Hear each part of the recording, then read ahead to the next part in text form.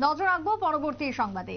কেন্দ্রীয় খাদ্য জনসংভরণ দপ্তরের মন্ত্রী প্রহ্লাদ যোশী দুদিনের রাজ্য সফরে এসেছেন এবং রাজ্যের যে খাদ্যের যে বেশ কিছু গোদাম রয়েছে এবং তার সাথে ভারতীয় খাদ্য নিগমের কার্যালয় নন্দননগরে তা পরিদর্শন করেন এবং তারপরই আজ কেন্দ্রীয় খাদ্য গোদাম নিয়ে বেশ কিছু বৈঠকে তিনি মিলিত হন।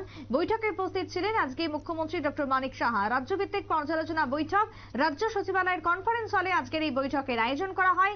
কেন্দ্রীয় ক্রেতা স্বার্থ খাদ্য জনসংভরণ দপ্তরের মন্ত্রীর উপস্থিতিতে আজকের এই বিশেষ বৈঠক উপস্থিত ছিলেন রাজ্যের খাদ্যমন্ত্রী সুশান্ত চৌধুরী, কৃষি মন্ত্রী রতনলাল নাথ। প্রহ্লাদ যোশীর কে কেন্দ্র করে যে বৈঠক আজকে অনুষ্ঠিত হলো, তিনি যে পৌরোহিত্য করলেন বৈঠকের, সেই বৈঠক নিয়ে কি বক্তব্য উঠে আসছে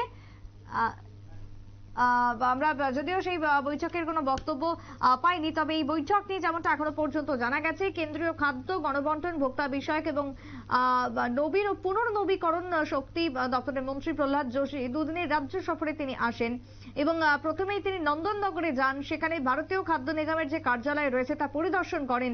এরপর সরকারের যে খাদ্য গুদামগুলি রয়েছে তা পরিদর্শন করার কথা তার রয়েছে এবং তারপরে তিনি এই বৈঠকে মিলিত হন। আগামী দিনে রাজ্যের খাদ্যের যে যোগান এবং যে সম্ভার, বিশেষ করে পার্বত্য রাজ্য ত্রিপুরার ক্ষেত্রে ট্রান্সপোর্টের যে বিভিন্ন সমস্যাগুলি রয়েছে, সেই সমস্যাকে কাটিয়ে কিভাবে আগামী দিনে রাজ্য স্বয়ংসম্বর হয়ে উঠতে পারে, সে নিয়ে হয় আজকের বিস্তারিত আলোচনা।